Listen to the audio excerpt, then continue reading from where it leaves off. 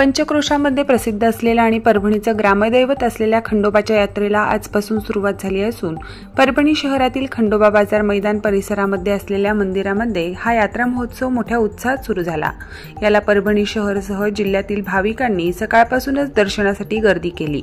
दरवर्षी चंपाषष्ठीच्या दिवशी परभणीच्या भगवान खंडोबाची यात्रा सुरू होते। या यात्रेमध्ये मोठ्या संख्येने वेगवेगळी मनोरंजनाची खेळणी उभारली जातात, तर दुसरीकडे राज्यभरातून व्यापारी आपलं साहित्य घेऊन या ठिकाणी विक्रीसाठी येतात। खंडोबा यात्रेनिमित्त जिल्हा प्रशासनातर्फे 1 दिवसाची सुट्टी देखील जाहीर केली जाते।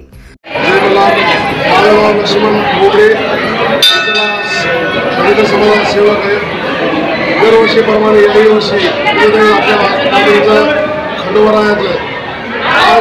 चंपाष्टमीच्या निमित्त खंडोबा यात्रा या ठिकाणी मिरवणूक निघणार आहे। 6 वाजता